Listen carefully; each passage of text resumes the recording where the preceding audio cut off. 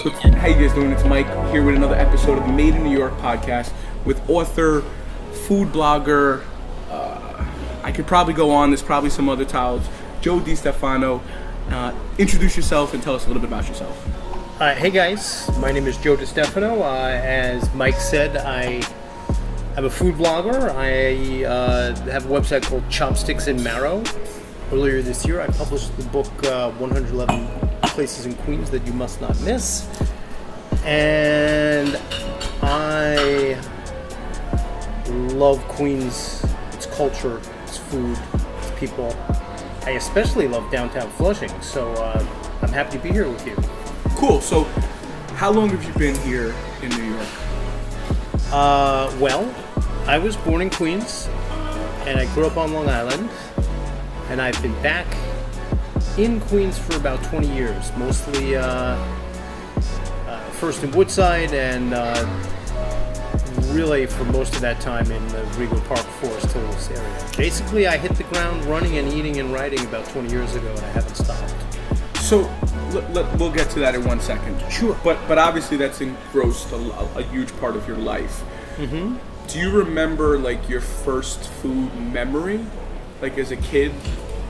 And maybe you don't. Maybe. Yeah. Well, I don't know. Excuse me.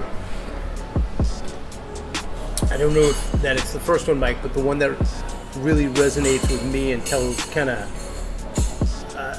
the story of really why I'm here with you today is my father used to take me and my brothers to Manhattan's Chinatown, and one of my earliest memories was not being tall enough to look in the window at the barbecued meats and pick me up and we'd look at them.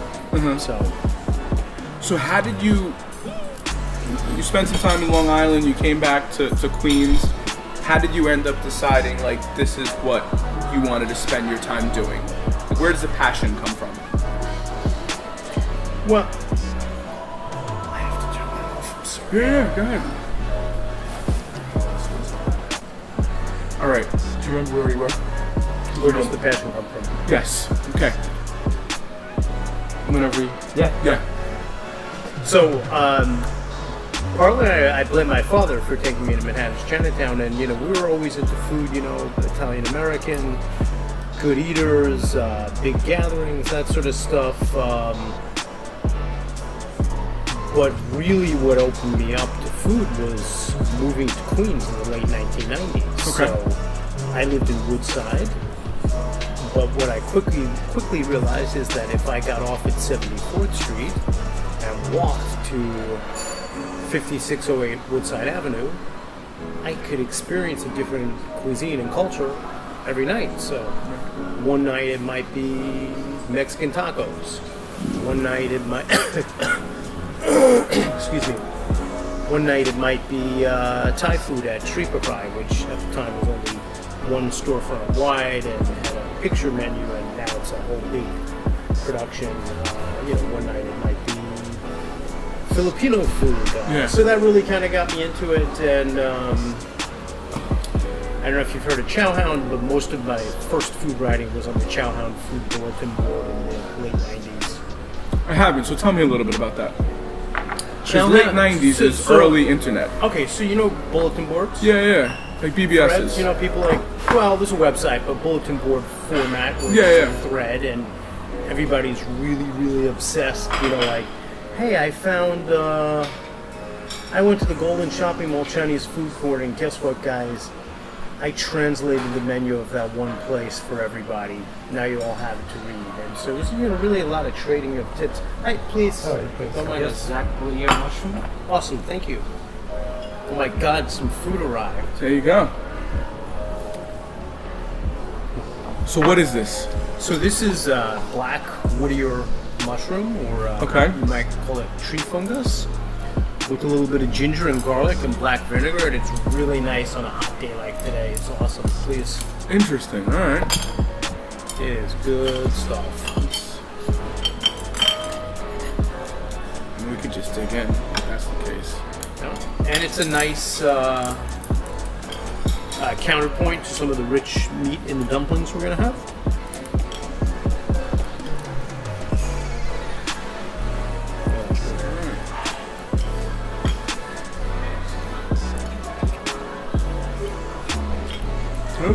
That's just mushroom? Vinegar, garlic. Yeah, but the base is just mushroom. Yeah. Not usually mushroom. So it's a dried mushroom that's been reconstituted? Yeah.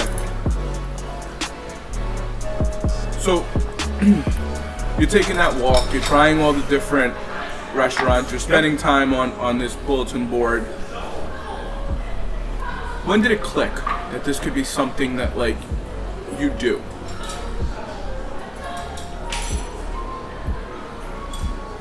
Really, please.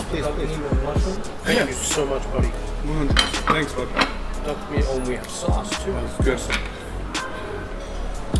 You know what happened in, I forget the year, there was an anthology published, the Chowhound Guide to the Tri-State Area. Okay. And one of my posts was excerpted, and I said, I'm in a book writing about food. Maybe I should write about food. And somehow, shortly thereafter, I happened upon Gothamist and started writing for them. Oh, wow. I really don't remember how I got connected to them, but I wrote for Gothamist Food for quite a while. So what was that like? Was that like the wet dream, like getting paid to like go eat and read and write about like something you were passionate about? Yeah, it was a lot of fun. Mm-hmm. It was a lot of fun. So how long were you at Gothamist? I don't remember, maybe 3 years. Okay. 2 or 3 years. And I started writing for Serious Eats, which was kind of fun. Edible Queens, a whole variety of places. Oh my God, Mike, so these are really awesome duck meat and shiitake mushroom dumplings. Okay. This is garlic, and that's a dumpling sauce made with black vinegar and soy. Okay. Really good. You got me a garlic. The Italian and me could eat garlic all day long.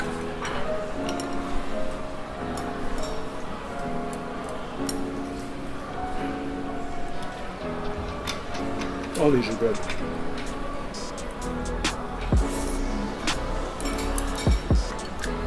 Oh, wow. Isn't that nice? Ooh, that's tasty. They're juicy too. Yeah.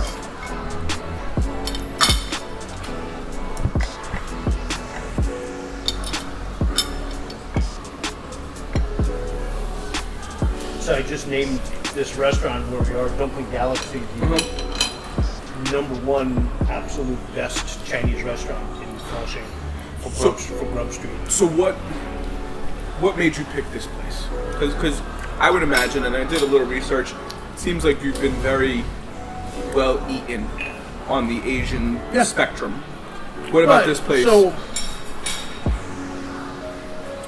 if all they did was dumplings, that would be fine. Okay. But they have a whole other side of the menu with whole fish and red cooked pork and these wonderful soups, one of which we'll be trying.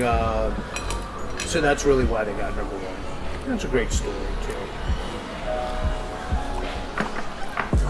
So how long have you been writing about food?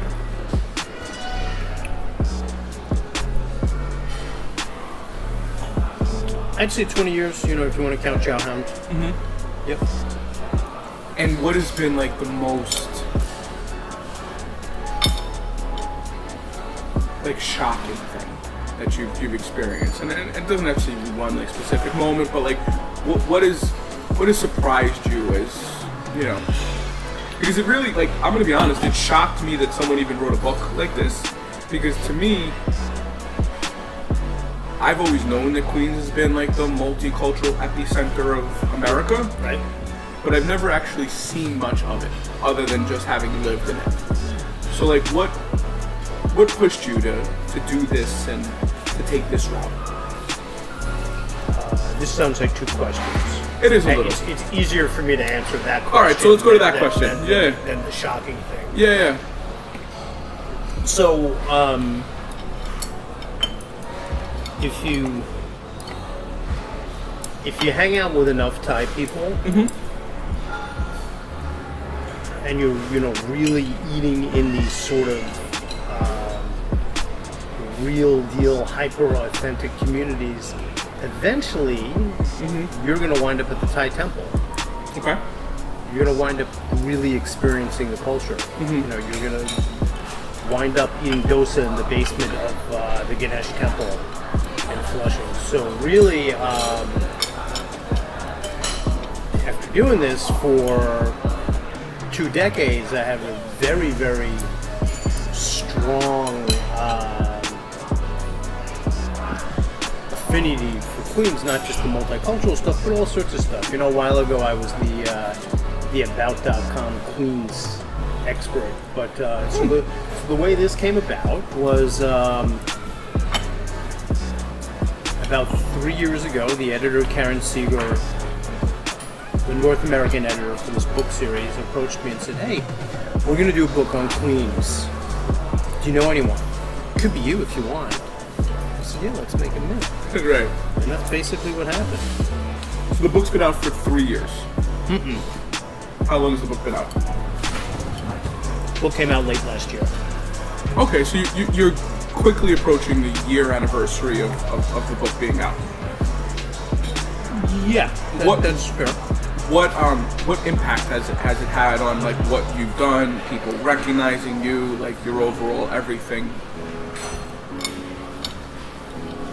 Well, it's a you know it's a great impact, but really, what I love the best about it is going to book signings and people bring their kids and they're like, "Oh yeah, we bought a copy already. Me and my kid have been going to every place in here. Will you sign it for her? Will you take a picture with her?" Oh wow! Or I grew up, or hey, I'm the editor of Martha Stewart Living, and we follow each other on Instagram, and I've been following you since back when Chow out. Wow! Can I buy a copy of the book and will you sign it for me? That's cool. So it's that sort of stuff that's really, really important to me. Yeah, does it raise my profile? Sure. Am I getting to speak at the 92nd Street Y at the end of the month as a result of this? Yes, but really, just the connection for me is what it's all about, more than anything. So why 111?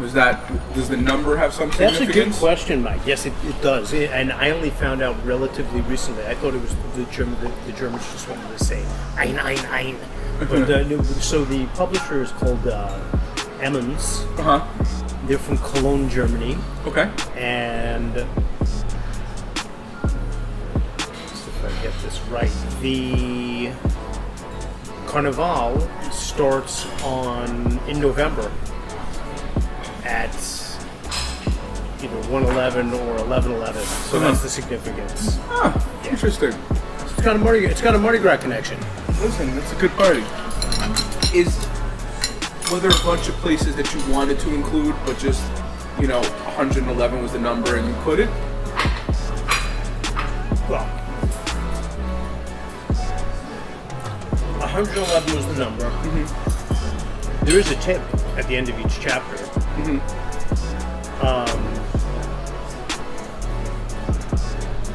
When you say a tip, like another place? Like another place. Okay. So, you're familiar with Rigo Park. Let's go to... It's around the corner from my house. Let's go to the Ramp. Yeah. Birthplace of punk, the Ramones Bureau. I have an interesting story about the Ramones. We'll share offline. Okay. So what's the tip for the tip? Nearby in Forest Hills on Ascot Avenue, close to Burn Street, there's another Ramones Bureau. So you could think of it as 222 places. There you go. That's just where we were when I pointed out the Nick's Pizza place. Oh, okay. Chicken soup dumpling? Oh, amazing. Thank you so much. Yeah. Chicken soup dumplings, which I've never had. I've only had soup dumplings once, and they were amazing. It was in Chinatown. Oh, these are probably going to be awesome. They're really hot. So, what were we talking about? How many places? Was there places that didn't make the list? Okay. So, I'm a food guy. Right. I'm a Queens guy, too. But one of the first things I heard from putting together a preliminary list of 25 was that, this is really good, but there's a lot of food. I started submitting chapters in portions, Right. 25, 50 at a time, whatever. There's a lot of food. You have to, let's balance it out. Let's have... So they wanted more like parks and like... Parks, celebrity graves, sports stuff. Got it. That sort of thing. So I started sneaking the food into the tips. So, for instance, the Eddie Sweet Shop. Oh, we were just there. Does not. Were you really? Yeah, we just shot a video there yesterday. Oh, how nice. So Yeah. Eddie's Sweet Shop does not have a chapter, but it's a tip for the Forest Hills Carousel, and it kind of goes in with that old-timey kind of thing. Yeah. So at a certain point, about like halfway in the submission of the chapters, so we're at like, I don't know, 50-something, the editor emails me and she says, listen, fully 25 of the tips you've submitted have to do with food. No more food places. So there's a lot of food places that didn't get in. And I would love to say I remember what they are, but I don't necessarily. But I'm very happy for the ones that did get in, and the book is remarkably well balanced. So is there a plan then to take more of that food influence and maybe have another book? Like, is that in... I don't know that it's going to be published by these guys, but I would certainly... There's a Queen's food book in me. Okay.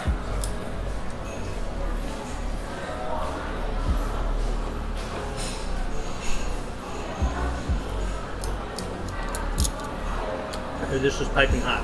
Oh, thank you very much. You know what to do, right? You stick the...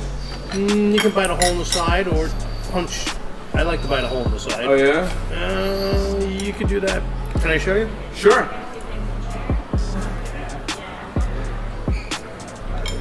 Wow, they're juicy.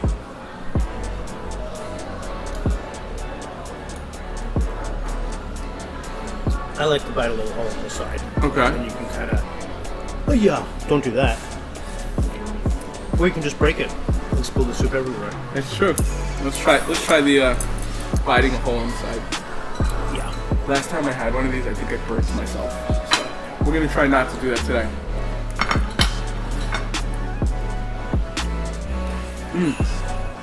Oh my god. We gotta try these. Delicious. These are really good. I've never had them. So she has a whole... She might have pork ones on the menu. Pork are very typical, but she has a whole off-menu kind of thing. Lamb, chicken. This is my first time having the chicken.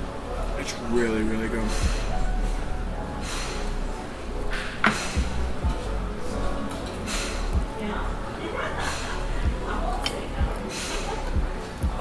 It's very nice. Like an minced chicken thing. Yeah. So that's funny that you were just in Eddie's. Yeah, and it's funny, we were just in... So we do a daily vlog, pretty much 4 days a week. And today's was like places I like in Queens.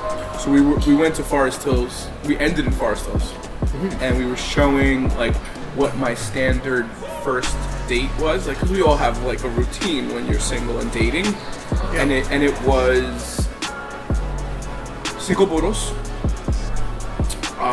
Eddie's, and then drinks at Dirty Pierre's. And by that time, well, then the rest, we're not going to share on the internet.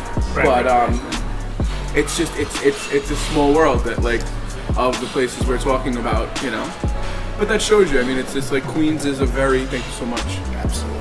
Queens is a very.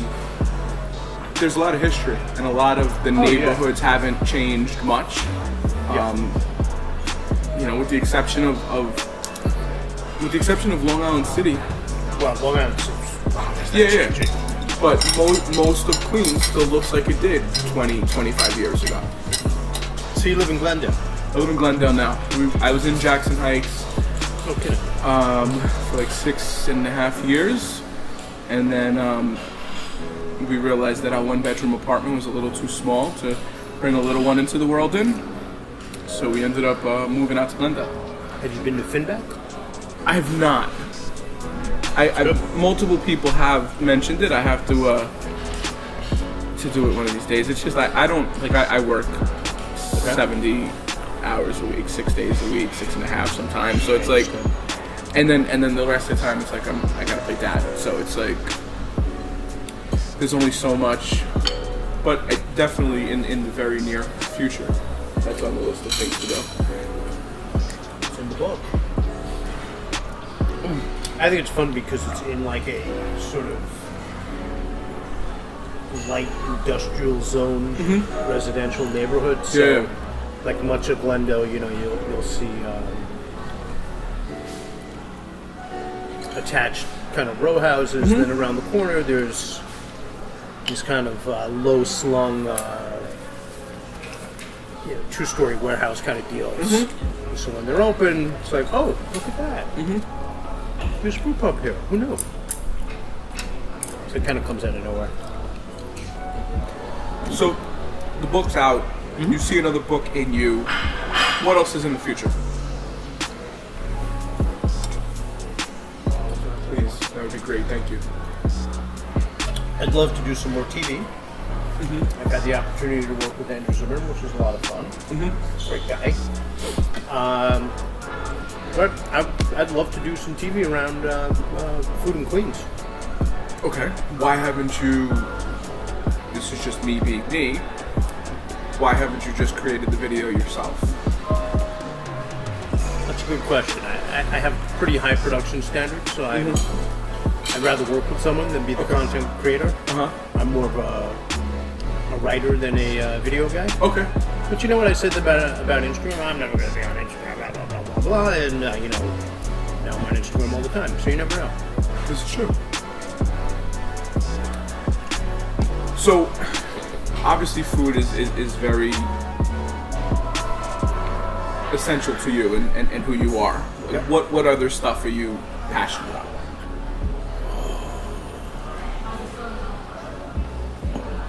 Culture, history. So in that case, do you have some places in Queens that are, let me say, do you have a favorite place in Queens, or do you have like places that you find yourself more inclined to spend more time in? Well, one of the things I love to do at this time of year is take a walk to Corona. Well, actually, I like to take a walk through the park, go hang out by the Unisphere, and then swing out through the park into Corona, maybe have an espresso at Mama's Backyard Cafe, and then have an Italian ice in Spaghetti Park, and then watch them play bocce? Pretty much. That's the deal. So for those of you that are not familiar what he's talking about, there's this place called, my brain just went out. William F. Moore Park. No, that's not. Parkside? No, Parkside's the ice place. Why can I not think? Lemon Ice King of Corona. Lemon Ice King of Corona. This place called Lemon Ice King of Corona. It was actually part of the intro of the TV show King of Queens. And across the street from it, there's a park. And there's old Italian men that play bocce and curse at each other all night long. And it's definitely an experience in itself, and we'll probably head there one day and show you some of it. But well, there's the one guy who's particularly fired up. This guy, Nico. He's like 80, and I always think he's gonna have an aneurysm. One vein pops out on his head. He's like, "You don't know how to play bocce." Blah, blah, blah, blah, blah, blah. And it turns out I found out by talking to the guys who own the Ice King now. That guy used to be a champion bocce player. Now he's just a pain in the ass, but he's... Yeah. So, one thing I've always asked people, because New York has just got this incredible essence to it, and for the most part you spent your whole life here, is do you see yourself dying here? Well, probably, unless I die on vacation. Well, right. But like... Yeah, I don't think I'm moving anytime soon. Okay. Yeah, and when I say here, I really mean Queens. So what are you excited about, or like what's coming in the pipeline that you know about it, since you spend a lot of time in this foodie world for Queens, or what's going on that has got your steam pumping?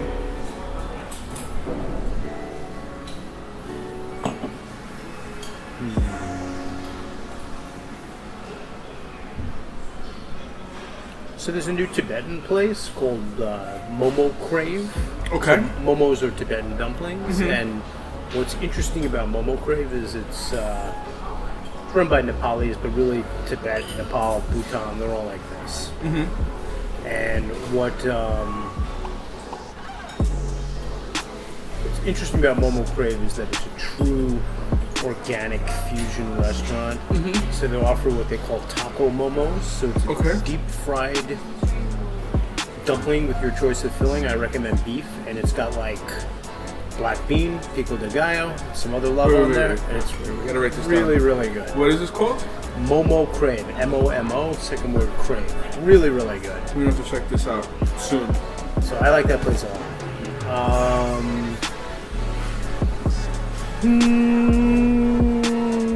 I give up. There's stuff all the time. Nothing else really comes to mind right now. So earlier you were talking about you're going to be talking at the 92nd Street Y. Tell us a little bit about that. So my good friend Francine Segan, who's a moderator, food expert, kind of. She's also an expert on Italian food. She's going to be moderating. It's going to be myself, Clay Williams, who took all the wonderful photos, and our editor, and we're going to have some fun. The talk is called Undiscovered Queens. We're going to sample some wonderful foods beforehand from, are you familiar with Munkin Foods in Astoria? No. Show me the book. So Munkin Foods is a old world Romanian charcuterie. Really great place. This looks like what is it? Morsher? A friend of mine owns Ridgewood Pork Shop. You know Janelle? Yeah. Janelle is great. Tell him I said hi. Janelle's son used to be one of my scouts. I ran a Boy Scout troop in Middle Village up until about a year ago. Oh, how nice. So that reminded me of Janelle's place. So we're sampling some charcuterie from them because it is the 92nd Street Y. No pork, but we're told they have some awesome lamb prosciutto and some other stuff. We're going to sample some kosher bread, Uzbek bread from Rokat Kosher Bakery in Regal Park. Okay. Which is on Austin Street. Uzbek style bread. Nice. It's really good. So is this like the people in the audience get to sample it as well? Exactly. Yeah, that's the whole thing. Okay. Beforehand, it's kind of schmooze, grab a plate, then they listen to the talk. We'll have a little bit of Greek dessert from Ortopolis, a wonderful place, and some old school chocolates from this place called Schmidt's on Jamaica Avenue in Woodhaven. Schmidt's. Yeah. That sounds really familiar. Jamaica and what? Jamaica and Woodhaven? Something like that. Let me give you the address. That's funny. When I was a kid, I went to elementary school in South Roseland Park, and I used to get the bus. I know exactly where this is. Yeah. It's like 2 blocks off Woodhaven on the north side of the street, like right under, there's a subway thing. I remember this well. No kidding. I used to get the bus to go to elementary school right across the street for 6 years of my life. No kidding. Yeah. It's Queens is a small place, and to me it's always been. You look at Brooklyn, and Brooklyn has obviously changed a lot with the times. And the deeper you go into Brooklyn, you still see some of the old Brooklyn. Brooklyn is still neighborhood. Yeah. There's still some, but everyone's... But Queens has just got this essence to it that you just can't take away. It's like very little. Like I said, with the exception of Long Island City, which most of it wasn't a neighborhood 20 years ago. That's a good point. You haven't really seen a neighborhood in Queens shift like that. So much of the culture and essence. Now, granted, it's not like where Astoria used to be predominantly Greek. Those things kind of change. Like the predominant Irish you used to have in the Woodside, Sunnyside area. But at the end of the day, like the some of the mainstays have been the same and stay the same. Oh, absolutely. Yeah. So, other than Asian food, what are some of your other favorites? Oh my God! Well, as I was mentioning, Tibetan food I like a lot. Those dumplings, the momo, are really kind of the standard bearer of Tibetan cuisine. Also, though, I love Thai and Indonesian food. And as a Queens guy, you probably know that Elmhurst is the second smaller Chinatown in Queens. And up until the late 90s, early 2000s, it really followed Manhattan's Chinatown. And so what that means is not a lot of street food, mostly Cantonese, some Taiwanese because it was Elmhurst, but in the past 10 years, regional Thai cuisine and Indonesian cuisine have exploded. So it's one of my favorite places to do a food tour these days. So that was one thing I wanted to talk to you about. I saw on your website or somewhere you do food tours. I do. What is that for those who don't know, and what does that look like for someone who may never been on one? We'll spend about 3.5 hours exploring a particular neighborhood and its food. So we'll start where we are, downtown Flushing. So it's very possible, even if you're a New Yorker, that you've been to downtown Flushing, you're like, wow, I don't know what to do. Right. I'm completely paralyzed. It's overwhelming. I went to McDonald's and I left. Or perhaps, hopefully more likely, I went to downtown Flushing and I found one of those food courts and, I tried some dumplings. They were good, I guess, but I'd really like to know more. Right. So for a very long time, a lot of my food tour clients were native New Yorkers. Okay. And the thing about a neighborhood like this really is there's so many Chinese people and people of other Asian descent that the food is really gonna rise to this level because there's so much competition. Right. But when you hang out with someone like me who this is all I think about, right, you get the stuff that's up here. So that's really what the food tour is like. That's cool. There's usually a cultural touch point. Usually we go to some shops. So in this neighborhood, we start out in the downtown area by the train. Okay. And we'll take about a quarter of the way in. We'll take a 20-minute walk to the Ganesh Temple, where people will get to experience that. That way we're not walking all the time. We get to digest. And so similarly in Elmhurst, we visit a wonderful Thai Buddhist temple. And I also do a tour of Jackson Heights, which is fun. Focuses a lot on Indian and Tibetan cuisine. So you're on the western end of Jackson Heights. Yeah. Gotcha. Yeah, and for people who really, really want to dig deep, I do a tour of the entire settlement. That's a lot. Yeah, so that's like a 4.5 hour, probably good to bring like 6 people kind of thing, so we would start here, do like 3 stops, get on the train, go to Junction, and kind of walk and explore a whole bunch of Latin stuff. And really, everyone's down, we'll walk all the way to 74th, and then have some of that, get into some of the Indian and other stuff. And I don't make everyone walk to Long Island City, but we get on the train, we go to Long Island City, and we usually end with barbecue at John Brown's Smokehouse and some kind of newfangled Greek dessert at this place called Sugar Cube, which is awesome. So. Cool. Well, listen, I mean, you seem like a plethora of Queens food knowledge. If you had to leave people with like one unknown place they have to check out, what would it be? One unknown place they have to check out. Oh my god.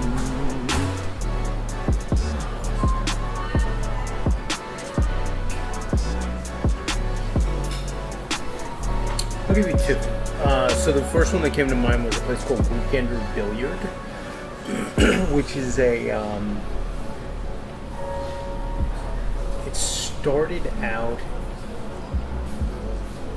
as a Nepalese snooker hall in Woodside, They have the sideline in food, and they kind of got discovered a little bit, and it's a wonderful, wonderful place.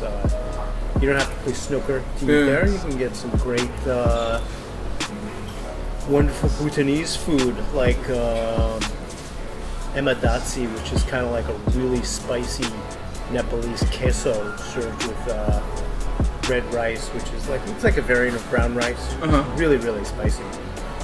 I like that place, and I also like a place which happens to be in the book. It's called Rudar Miners Club. Okay. It started out as a social club for Croatian miners, and eventually they got kind of popular, and they got discovered, and they had to get DOH licensed. So it's this crazy place where upstairs there's guys playing European card games, and excuse me. Downstairs is, it looks a little like Grandma's Rec Room, like a fake fireplace kind of thing, brick, and they serve Croatian food, which is sort of similar to Italian food, and it's real home cooking. Where is this? I'll tell you more specifically. It's in Astoria. The Rudar Miners Club. Where is the Rudar Miners Club?